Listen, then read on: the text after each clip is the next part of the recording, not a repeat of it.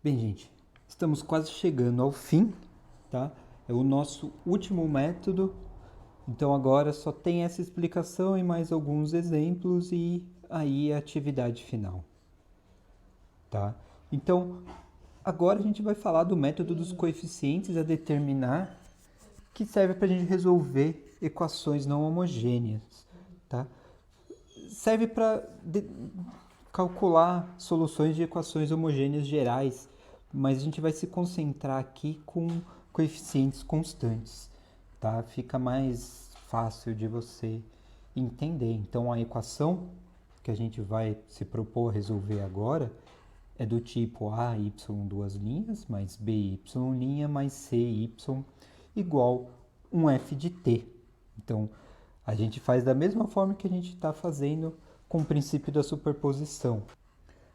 A gente calcula a nossa solução complementar, que seria a solução geral da equação homogênea, e soma uma solução particular. E o coeficiente a determinar vem para calcular essa solução particular. Tá?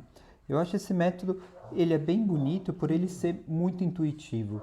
Pelo seguinte fato, a gente vai olhar essa função f de t, vai pensar um pouco sobre ela, qual é o comportamento dela, e com isso a gente vai pensar numa solução possível, tá?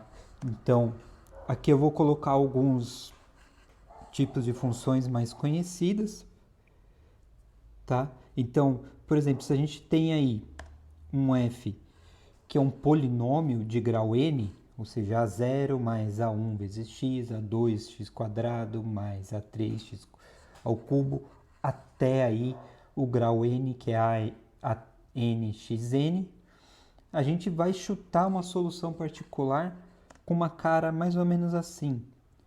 Um x elevado a um s, esse s é um parâmetro que a gente vai determinar, é um coeficiente que a gente vai determinar, se preferir, vezes um outro polinômio aí, que não é o mesmo polinômio da função f, tá? Mas tem o mesmo grau que a função f.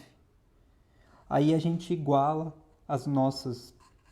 A gente calcula a derivada, a gente calcula a segunda derivada, iguala um lado ou outro da minha equação diferencial e consegue obter esses fatores. Se a gente não conseguir obter esses coeficientes S, A0, A1 e assim por diante, significa que a gente escolheu a solução errada, então a gente tem que recomeçar a procurar alguma outra solução particular. Perfeito? Então, a gente pode fazer a mesma coisa também com uma exponencial de αx, que vai ser uma solução AXS e de αx. Tá? Podemos fazer também para um polinômio vezes eαx. Então, nesse caso, a gente vai ter aí uma mistura dos dois. A gente vai ter x de s, a0 mais a1x, assim por diante, a nxn, exponencial de αx. Da mesma forma, a gente pode fazer para o seno ou para o cosseno. Então, a gente vai ter aí um x s vezes seno de beta x mais cosseno de beta x. E a gente pode ter também toda essa junção aí, o polinômio vezes exponencial vezes o seno ou cosseno, tá? E aí eu tenho toda aí essa função para usar de chute e todos esses coeficientes para determinar. Tá?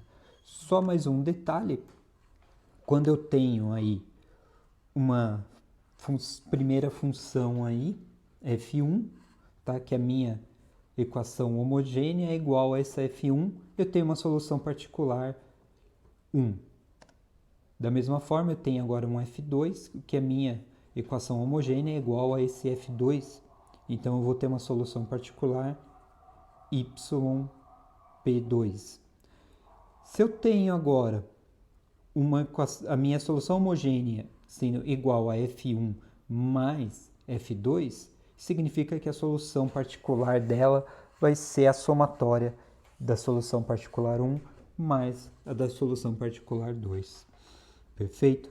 Então aqui, com isso a gente encerra esse método. Então vamos ver alguns exemplos para fixar esse conceito.